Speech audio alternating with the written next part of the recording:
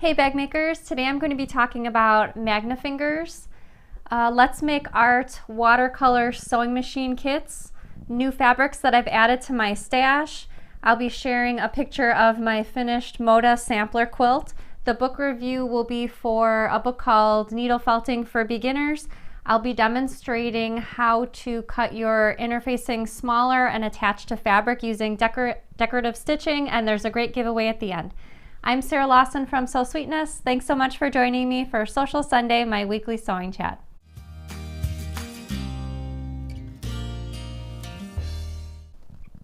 Hey everybody, happy Sunday. Welcome to Sewcial Sunday. I wanted to wish Judy a happy anniversary today. I hope you had a wonderful day today. Tracy's watching from Sugar Land, Texas. Linda's watching from Pennsylvania, and Laura from Connecticut. So thank you so much for tuning in to Sewcial Sunday. I have a lot of fun things that I wanted to talk to you about today. Before I get started, just a friendly reminder, just about everything that I talk about during Sewcial Sunday are things that I've purchased myself. So these are not things that I'm getting paid to talk to you about, but just cool things that I found that I'd like to share with you. And everything that I'm scheduled to talk about I link to in the description, so if you're interested in finding out more about any of the notions, fabrics, books, or projects that I talk about during Sewcial Sunday, just check that link in the description and you can find out more information there. So a few things that I wanted to mention before I get over to the notion of the week. Every month I'll be posting a blog post with sort of a closer look at one of the Minikin Season 3 patterns which recently came out. And this month I feature the Connemara pouch, and so you can see additional pictures of the project as well as all of the tester photos. So the link is in the description in case you'd like to see all of those really great photos. Also, the April challenge was posted a few days ago, and for this month's challenge we're going to have 2 different challenges, sub-challenges if you will. And you can pick either one or the other or both of the challenge topics to submit your finished picture this month. So challenge A is going to be the Connemara pouch from Minikin Season 3. So you can either make a Connemara pouch, or challenge B is to make a Sew Sweetness bag or pouch in a solid fabric. So either a quilting cotton solid, perhaps a solid colored fabric like a wool fabric, vinyl, cork, a solid finished bag or pouch. So you can find out more information in my blog post. Check the description, and you have until the end of the month to enter your finished photo of your Sew Sweetness bag or pouch there. Our book club will be doing a sort of a one-off book club selection this month on April 18th. We'll be discussing Quilting Isn't Funny by Megan Doherty, and the author will be joining us on the show on April 18th. And I've mentioned this before, this book contains colorful language and imagery, so if those kinds of things bother you, perhaps pass on this book, and I'm hoping to have another selection sometime later this year for book club. All right, one more thing before we get over to the notion. April 6th, which is in the United States this Tuesday, will be, the end of the day will be the last day to get Minikin Season 3 at $80. After that it goes up to $88, and the bundle includes 12 brand new patterns and videos to go along with them, full-length videos, and if you haven't checked those out yet, link is in the description. So the notion, let's see, Charlie says, do Essex linens count as a solid fabric? They have a textury look. I think that should be okay. I sort of read those as solids. Like, I feel like they're sort of similar. My eye sees those similar as wool fabric. I feel like wool fabric has a little bit of texture, but I feel like that reads as a solid. So yeah, that should be fine.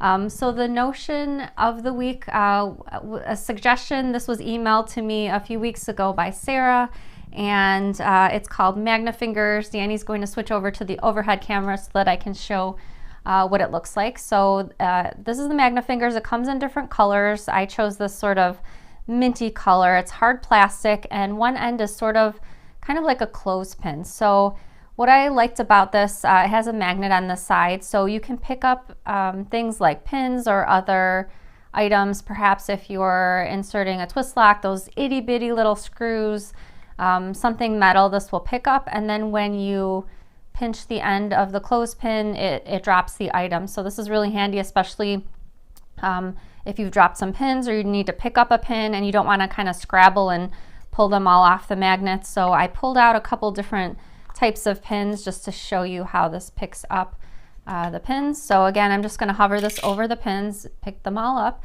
and then when I'm ready to release them, perhaps in a bowl or other item, I just push the clothespin and they all drop. And so what I most need this for is when I'm working on my cross stitch, when I'm working on with these hand sewing needles, I always have a really hard time picking these up, and I'm afraid to kind of push them off the table because they might end up in the carpet and someone might step on them. So super easy. I pick those up and then I can just let them go in the palm of my hand. So again, this is Magnafingers. The most interesting detail about this notion is it was created by a 13-year-old. His name is Daniel Cohen. See, I do need I do need this to put this away. He has a patent on this, and I thought, I don't know, it was just so brilliant to be so young and have an invention, a sewing invention nonetheless.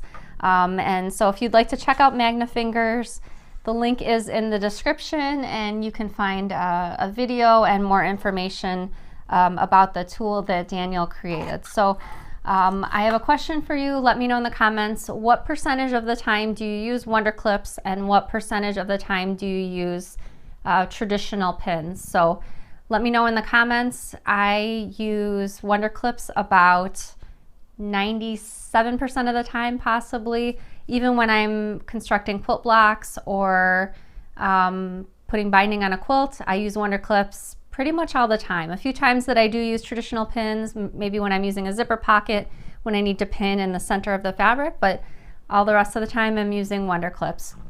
I thought I would share with you this really cool watercolor sewing themed kit, or it's a free download and video if you have watercolor painting supplies already. Danny's going to put a picture on the screen. The company that created this is called Let's Make Art. I've been a customer of theirs for a few years now, and I happened upon this very appropriate sewing themed watercolor that they have. So they have a free video with instructions from start to finish, and there's a download with an outline. So you'll transfer the outline to your watercolor paper, and then her name is also Sarah, the artist, will walk you through how to paint that. It's appropriate for all skill levels, beginners. Violet and I first started working with Let's Make Art watercolor kits a few years ago, and they're a lot of fun. So I thought you might be interested in that. I've linked to both the free video and the free download, as well as the kits if you don't have supplies already. They sell little kits with the correct watercolor colors and everything to get you started, and you can find that in the description if you're interested in finding out more about that. So another question for you. I'm interested to know how many of you like to either draw or paint. So I did take a lot of art classes in college, so I'm not super good at either of those things, but I do like to do a bit of the watercolor painting just to relax. It's really fun, and it's really, like I said, appropriate for all skill levels, and also fun to do with kids. Various fabrics that I've added to my stash recently. I just got these in the mail the other day. I ordered them off of Etsy. I see Danny switched to the overhead already. Thank you, Danny. So I've been a fan of Tim Holtz fabrics for a few years. He has a lot of sort of texty or architectural type designs. So this is from his fabric line called Abandoned. I only picked up 3 of the prints, but I don't know, the blues and the fabrics really caught my eye. So this one doesn't have, well, it sort of does have text in it. Over here there's some cursive script in the background. I really liked these 2, and I also liked, I got this in another colorway as well. So kind of like a rusty looking print with the turquoise. I really liked that.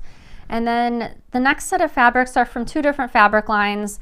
One is called Flea Market Mix and the other is called Flea Market Moxie, and there's another line by the same designer coming out shortly called Flea Market. Shoot, I forgot what the other one was called, but I did pre-order some of them on Etsy, so when I get them, I'll share with you. So it's kind of vintage type labels in this particular print. Of course, the horses and the dogs caught my eye right away. Just really, really interesting. I like the really bright colors. The photographs are really awesome. There's some other prints too with photographs and ribbons and other types of things in them. So thought this one was really cool. I also got this one with sort of a needlepoint type design. I liked this a lot. Not sure what I'll make with this, but I thought it was super interesting. Another one is, I guess it kind of reminds me of paintings or postcard artwork. Very cool. Of course, I picked it up because of the horse I saw right away. And then this one I got, it was available in a different colorway with a blue background, but I thought, well, the buttons looked really cool, but when I got the fabric in person, the buttons look super realistic. So I really like this. I thought it would be good for a pouch. And that's it. I'll share the other flea market fabrics with you when they come out, and the links to the fabrics are in the description. Danny's going to post another photo on the screen. I finished my favorite color is Moda sampler quilt last night. Oops, wrong photo, Danny. There it is. The kids held it up for me today, and I had so much fun working on this quilt. I super loved working on it.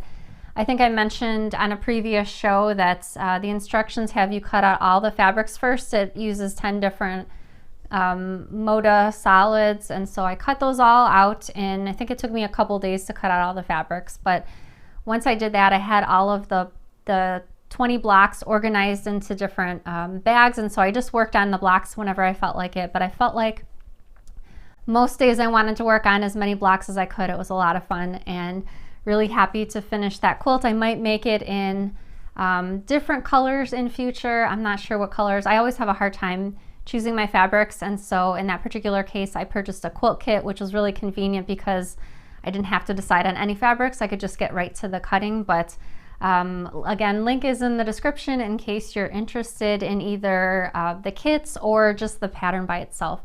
Barbara Ann says, did you say these are digital prints? I'm not sure. I don't think the Tim Holtz fabrics are, but the way the colors are in the other fabrics that I shared, those are from Moda. They're really bright and lots of different colors, so they might be digital prints. I'm trying to look on the selvage. Sometimes it does say on the selvage. Yeah, I don't really know. I guess I'll have to investigate that further after the show. What else is on the outline? So Danny's favorite part of Sewcial Sunday, we'd like to invite all of the bag makers to stand proud. Let us know in the comments that you're part of the Sew Sweetness squad. We're so happy that you're here. Thank you so much for watching Sewcial Sunday. And I checked the YouTube subscriber amount this morning, and we're super close to 100,000 subscribers. So if you're not already a subscriber, please do click the subscribe button so that you can be notified whenever we post new videos or go live. And Danny is planning fun things. Alert the bell to be notified. The bell, okay. Danny's reminding me to let you know that you just click the bell icon to, is that to be notified of, thank you. Danny's working on, hopefully we'll have some t-shirts, stickers, and other things that the kids have designed after we hit our goal of 100,000. So the book review for today, I actually have a book review and a kit to share with you, and they're both about the same topic, which is needle felting. Danny's going to switch back to the overhead camera. So I'm going to show you the kit that I got first. So I bought this kit from Heidi Boyd. She has lots of fun kits for things like embroidery, lots of fun animal themed project on her site, and she recently came out with some needle felting kits. She has 3 different kits. I chose the chipmunk, and everything is in the package for making the project. Here's the other kit. So there's an owl and a little fox too, and really convenient having everything in the package. I thought, when I saw this, I thought it would be a good beginner-friendly project to try all the supplies. Everything's inside. And then I saw this book a newer book come out recently, and I thought I would get this as well. So this one's called Needlefelting for Beginners, and I'll show you some snippets of the book as well as what the projects look like. So I don't know, I just wanted to try my hand at different things, and this book I felt is a good walkthrough of what you need to get started if you're a beginner. So they talk about the materials that you need, different wool types, mixing colors of wool. Here's the section on the mixing the different colors and supplies that you need. So as a beginner, I like seeing all the different photographs and explanations of the supplies. And basic techniques, what to do, I really know nothing, so this was really helpful to me. And also sort of like a troubleshooting area, so like if this happens to you, how do I fix it, that kind of thing. So some of the shapes, projects in the book are three-dimensional with joints, like this little bear. So this is an explanation. As you can see, full color step photos and a few illustrations as well. And then these are what the projects look like. So starting with a very simple project, this is a heart bunting. This was made using a cookie cutter. Looks very simple, super cute. And that being said, use of a cookie cutter, there's also these little gingerbread men and women. So very cute and easy to get you started. And then I'll walk through, I'll show you some of the other projects that were in the book as well. A little bunny, round, doesn't have any joints, so as it's starting from easier and getting harder. And there's different modifications that you can make to that particular project in order to make different animals, like the cat and the mouse, so cute. Small world pincushion using a little teacup. And then moving up in the difficulty of the projects, this is a little hare. And there were some modifications in this project too to make hairs in different colors. The robin, I'm super into our backyard birds, so I really loved the robin, and then different modifications for different types of birds by using different colors of the wool. Panda, really cute, and then because there's modifications, this adorable bear and her cub. A roving rabbit, all dressed up, and there's another cute rabbit. Oh gosh, that's so cute with the little backpack. That's adorable. So lots of fun projects. All of the pattern pieces are included in the back of the book for easy printing. This sheep looks really cute. Further in the back of the book, so I'm assuming that the technique is a little bit more advanced for these last few projects. A playful little dog, and there's some variations on different types of dogs. And then the last project is this fox. And so the book is called Needlefelting for Beginners, and if you're interested in either checking out this or that needlefelting kit, the link to both of those is in the description. So my demonstration for today is from an idea from Crystal Two Hearts. She made a hackney pouch using this technique. Danny's going to put her two pictures up on the screen. So this is Crystal's hackney pouch that she made. There's the outside of the pouch, and then the bottom, the next picture, is what I wanted to focus on for the demonstration. So Crystal cut her interfacing smaller and attached the fabric to the interfacing using her decorative stitching, which is the sort of two circumferences of stitching around the center of that panel. So Danny's going to switch back to the overhead camera, and I've got my little sample here. So why would you want to cut your fabric? Obviously the full size is needed in the pattern, and cut the interfacing smaller. So sometimes you're working with, here's my little sample over here. So sometimes you're working with a substrate that's thicker, perhaps a vinyl, maybe a marine vinyl, a tapestry fabric that you want to avoid extra thickness in your seams, or maybe your machine just doesn't generally like all the layers. So those are a couple instances where you might want to minimize the amount of interfacing that you have in your seams. So again, here I've got my little sample. I just stitched the fabric to the foam. You can see the foam is cut smaller. I suggest if you decide to do this, cut the foam or other interfacing minus the seam allowance. And you also want to account for shrinkage. So whenever you're machine quilting pieces of fabric to interfacing, shrinkage can always occur. So you want to account for any possible shrinkage by cutting your fabric piece larger than the actual pattern piece, and then you can always cut it down after you've completed your stitching. So I did that here, and actually when I was trimming it down I did notice quite a bit of shrinkage, so I'm glad I cut the fabric piece larger. You can either have the fabric just by itself and then attach it to the foam, or I've prepared another piece over here. This is the fabric attached to Shapeflex interfacing first to kind of stabilize it. As you can see, the fabric is a little bit wavy over here, so either will work. And then you'll just of course want to cut your either foam or other interfacing minus the seam allowance, thus why my foam is smaller. So besides accounting for possible shrinkage, you also want to lengthen your stitch length for machine quilting, and you can always practice on some scraps of fabric in your interfacing first to test out the stitch length. The reason why you want to increase the stitch length is because sometimes when dealing with thicker layers of fabric, your stitches will get closer together and you don't want them to look tiny. You still want them to look like substantial stitches. And you can also draw your stitching lines on your fabric either in friction pen, or you can use Clover Choco or even a sew line pen to mark on the fabric before stitching. Having the markings drawn out mean that you don't have to rely on having your presser foot on the edge of the fabric. You can just concentrate on following that stitching line all the way around. And what I did, since my interfacing is a bit smaller than the fabric, Wonder clips were too small to deal with this, and so I used I have some jumbo Wonder clips. I have one package in my sewing room just for when I need, you know, this kind of purpose. Actually, I'll flip to the other side so you can see. So because the jumbo Wonder clips are jumbo, they can easily grip the outside of the fabric to the foam.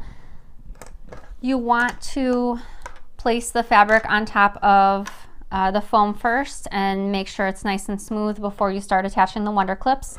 And yeah, the stitching was super easy. And then, as I mentioned, after you stitch the fabric to the foam, you'll just want to take your paper pattern piece out and trim it to the correct size so that you don't encounter any problems when you're trying to sew through the pattern in case your fabric piece has shrunken down. So super easy. I really love the results that Crystal got in her pouch, and I think it's both functional and beautiful seeing that stitch on the bottom of your either pouch or bag. If you do decide to use decorative top stitching, decorative quilting like this, even if you don't have, this is the bottom of a pouch, even if you have, for instance, a strip going across the front of your bag, you can just do straight line quilting across the front if you wish. So there's lots of different options for attaching your fabric to your foam. All right, so I'm going to be answering some questions live in just a minute. If you have a question for me, type your question in the comments right now, wherever you watch the show, either on Facebook or YouTube. It can be a bag making related question, question about a notion or tool, general sewing question. Go ahead and type those in the comments right now. Danny will be looking out for them and collecting some questions to put on the screen for me in just a minute. Before we get over to the questions, I wanted to announce the winner of last week's giveaway, and that winner is Leah Jazdowski. So congratulations to you, Leah. Please email me after the show or whenever you check out Sewcial Sunday. My email is sarah@sewsweetness.com, and that's Sarah with no H. All right, so we'll have another giveaway later on at the end of the show. All right, Danny hit me with a question. Andy says, where can we find Quilting Isn't Funny? So that's a great question. I've linked to that book for book club on April 18th in the description. It's called Quilting Isn't Funny. There's a link there. The link will take you to Amazon. There is an ebook copy available as well as a physical book if you prefer a physical copy. Wendy wants to know, just wondering, how big is your stash? So my stash is 3, I have IKEA Billy bookcases, which are what these are behind me. I have 3 of them.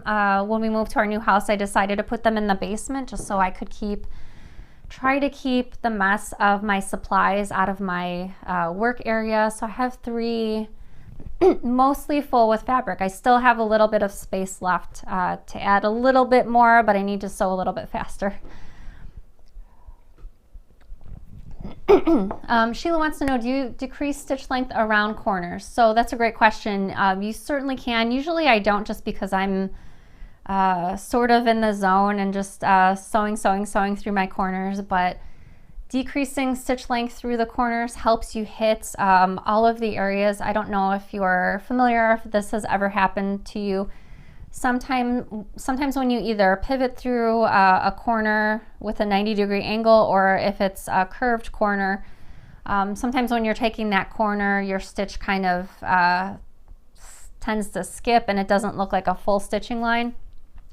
So decreasing your stitch length just for the corners can help prevent that, and also help you get a neater curve, especially if you're sewing slowly through the curves like I am. Denise says, Danny and Sarah, thank you for being here live on Easter. As always, you are good peeps. I love that, peeps. Pun intended. Pun intended. Karen says, what is the difference on the 2 sides of the Wonder Clips? So one side of the Wonder Clips, I'm going to hold up my jumbo one so you can see it. So one side is flat, which theoretically you're supposed to place on the area that will go against the bed of your sewing machine, and the other side is curved. When I'm grabbing Wonder Clips, because I'm usually using the regular Wonder Clips, I'm usually grabbing them out of my little Wonder Clip cup and just placing them however they may fall. Sometimes I have the flat edge on the bottom, sometimes I have the flat edge on the top. Of course, if that bothers you, you can orient the straight edge against the bed of your machine, but that's what the straight edge is for. Quilting in Romania says, are Minikins 3 all made with foam interfacing? That's a good question. I think all of the projects use foam interfacing except for the clear vinyl stadium bag. That one has no interfacing, or at least no interfacing in the body of the bag. There's a little bit of Shapeflex interfacing in the straps of that one. Some of the bags can be modified to be made with a non-foam interfacing, such as Pellon Thermolam, which is a fleece type interfacing, or even fusible fleece. In a lot of cases, though, you compromise the structure of the pouch. It'll just be a little bit of a softer pouch if you're modifying a different type of interfacing besides foam. Nancy wants to know, Sarah, do you crochet? Years ago, I think when I was pregnant with William, I did attempt crochet. What did I even make? I'm not sure if I made a scarf. I don't even know. It was okay. I didn't feel super confident about it, and I don't know, for some reason it didn't stick, but I do have, my mom crochets, my aunt knitting as well with my grandma, but I don't know, it just didn't catch the crocheting bug, I guess. Nancy says, how do you feel about webbing for straps? So webbing for straps is fantastic. There's cotton webbing, nylon webbing, which usually looks a little bit shiny, also known as strapping. I have seen it used, and I like seeing it in a bag, either just by itself for straps or handles, or you can encase it in sort of a sleeve of fabric to add a little bit of extra stability to your straps, especially if it's a larger bag or if you'll be carrying heavy items. So I do like it in both those instances. I think I have such a short-term memory, but I think we do have a tutorial up on YouTube for showing how to make fabric encased webbed straps. So check that out. Fingers crossed that it's there. Jenny says the purse organizer doesn't use foam. I just finished one. Thank you so much, Jenny. So in Minikin Season 3, Jenny is reminding me that the Mustang purse organizer is the other project that does not use foam interfacing. It uses fusible fleece because I wanted that particular project, because it's going inside a purse, it's a purse organizer. I wanted it to be a little bit of a lighter project, not so substantial with the foam, and so yes, that one does have fusible fleece. Blossom says, have you started your looper quilt yet, Sarah? I did make the looper quilt by, I think the pattern designer is Miss Made. I did finish it. I don't even know if I even showed it on the show. It was some time ago. I know it was before we moved. I'll have to try to look up a picture and see when that one was finished and if I mentioned anything on the show.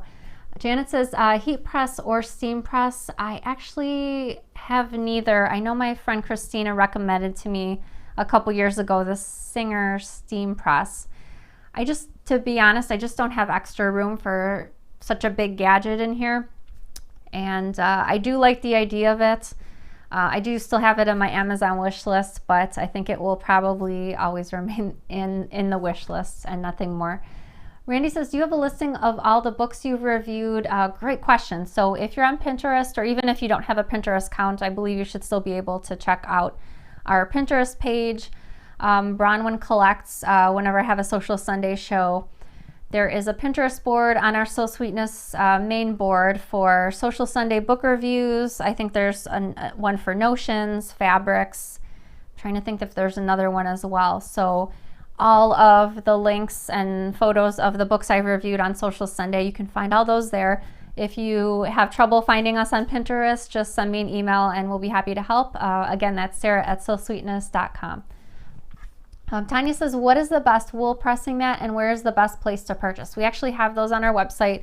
We sell the 17-inch square wool pressing mats. They're about a 1/2 inch thick, and I don't have that as a link in the description because it wasn't a scheduled item, but if you go to our website, sewsweetness.com, in the search box, you can just type in wool and that one should pop up right away.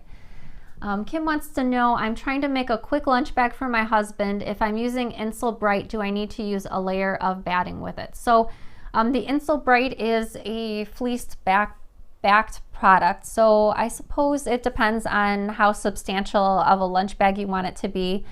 In the past, I've used that on the wrong side of the lining and used foam interfacing for the exterior fabrics, such as either in the peas and corn lunch bag or in the morsel lunch bag from Minikins. I think that was Minikin season 1. So I guess it's up to you how structured you want it to be. I think it should also probably be okay with a lighter interfacing for the exterior, but you do have a few options, being that it's a fleece type product.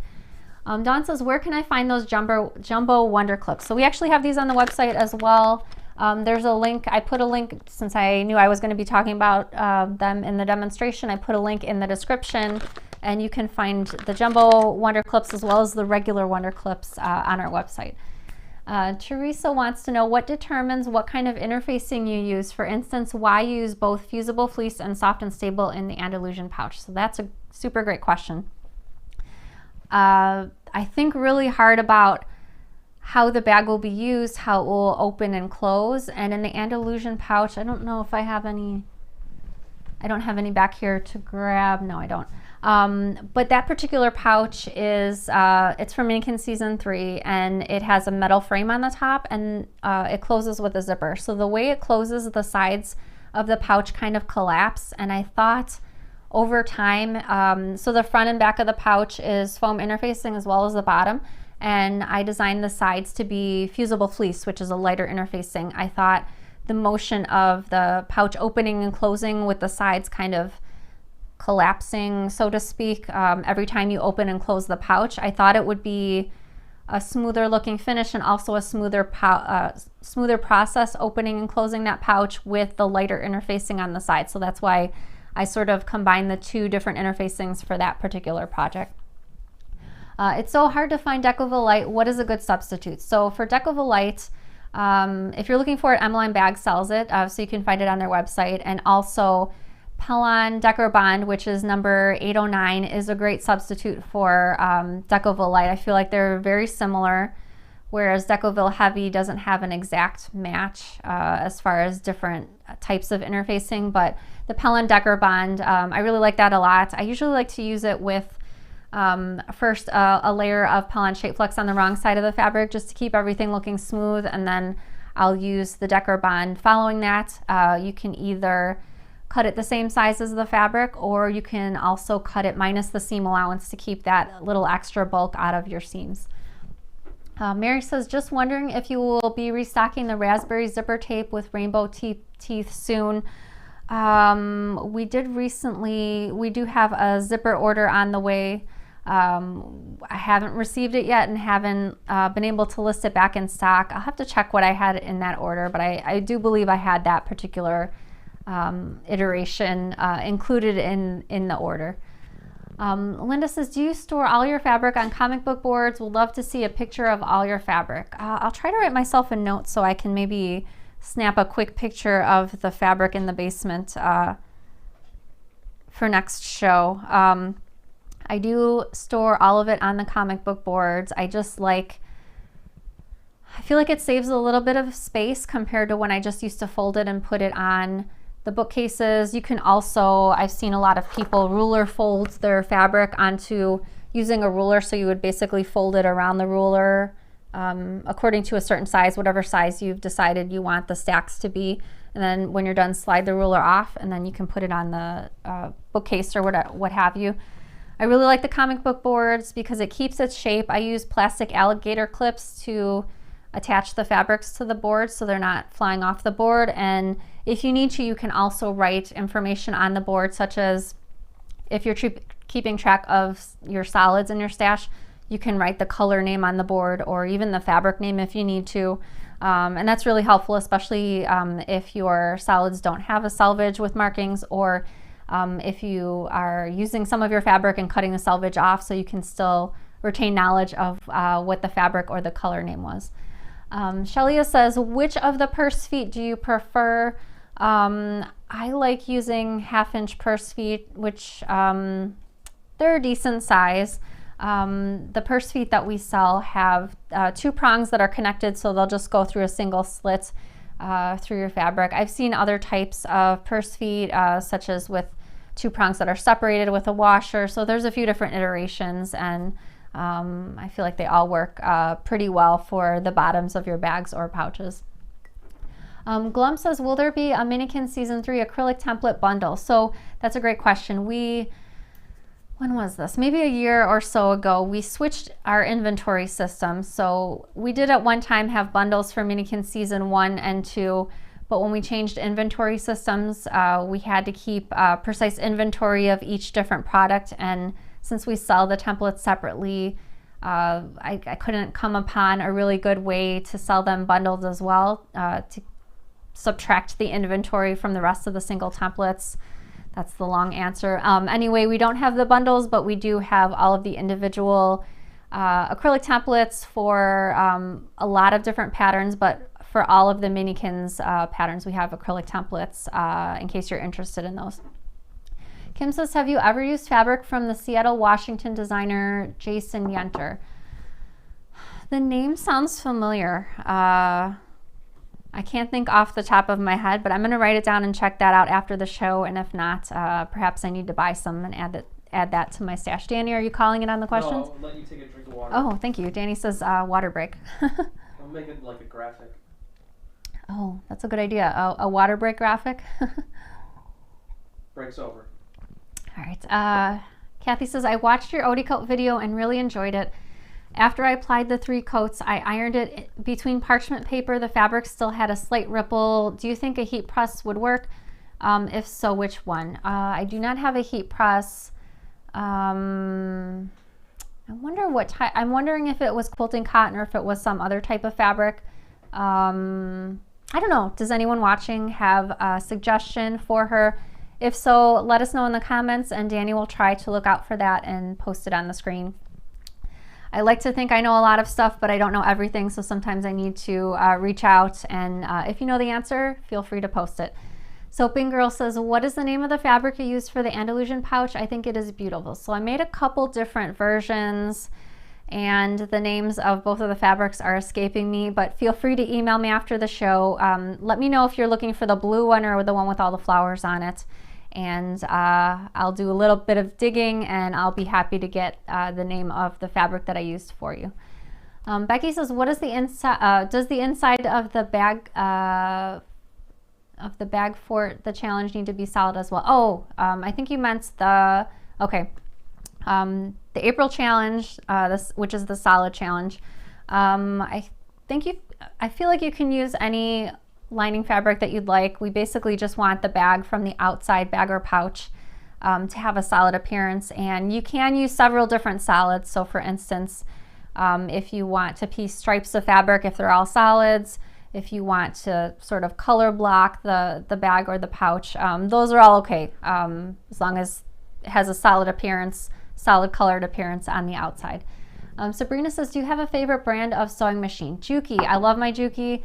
I've had it since 2013. I have basically two of the same machine, one for in our old house. We used to film in the basement, and I used to have my regular sewing room, and so a very heavy machine, lifting it up and down the stairs every single day wasn't super convenient, so I got a second machine. If you're interested in checking out a video that I made a few years ago about my sewing machine, you can find that on YouTube on the Sew Sweetness channel by just typing in sewing machine, and that video should pop up. Cindy says, how would you clean your wool pressing mat? I've actually never cleaned them, and I've had them for a few years. Someone emailed me a couple years ago with suggestions on how to clean. I can't remember if it was baking soda, so I don't want to speak incorrectly, but if you have cleaned your wool pressing mats with something, let me know what you've cleaned it with, how you've done that, and we'll try to post it on the screen before the end of the show. Barbara Ann says, my daughter is a PE teacher, and she wants a bag that is covered with the clear vinyl and will stand up when she sets it on the ground when teaching outside. Clear vinyl. I'm not sure if you mean the whole entire bag to just be clear vinyl, or if you just need, I don't know. This might take a little bit more of thought on my part, but feel free to email me after the show, and I'm happy to go over with you what you're looking for and maybe some suggestions. Again, my email is sarah@sewsweetness.com, and I'm laughing because I was talking with my friend Vanessa from the Crafty Gemini.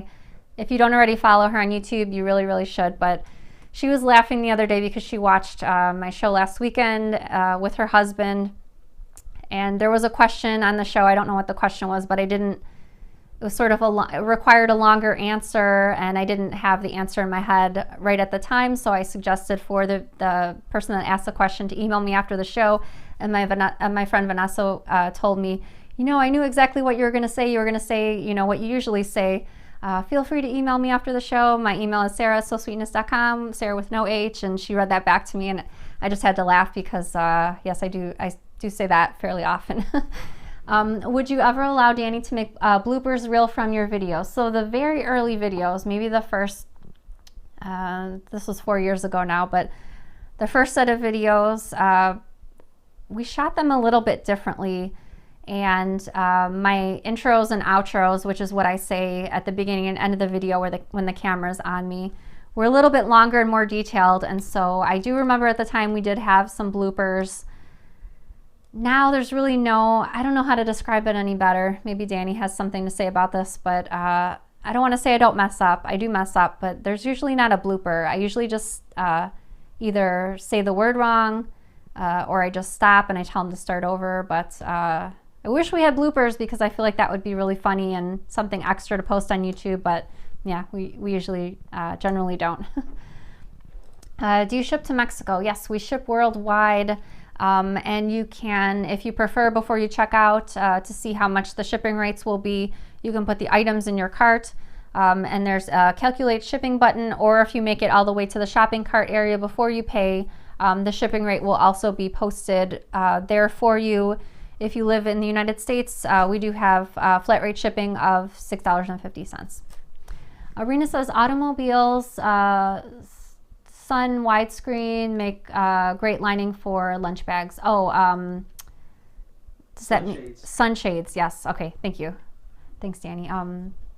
That's a really great tip, and I'm sure those might be fairly economical. Now, are you calling in on the questions? Yep. Okay. Not another water break, I guess. So one more thing to get to before the end of Sewcial Sunday, and that is the giveaway. So we'll be giving away another $40 gift certificate to sewsweetness.com. All you have to do to enter the giveaway is type the answer to my question in the comments wherever you watch the show on Facebook or YouTube. I will draw one randomly drawn winner at the end of the day this Saturday and announce the winner on next Sunday's show. And my question is, what is your favorite holiday? Let me know in the comments. This is a really tough one. I have so many favorites. Probably Christmas. Also Thanksgiving I enjoy a lot because my birthday usually falls around or on Thanksgiving. But let me know in the comments, and good luck on entering the giveaway. And thank you so much for watching Sewcial Sunday. We really appreciate it. I hope you have a great week and happy sewing. Bye everybody.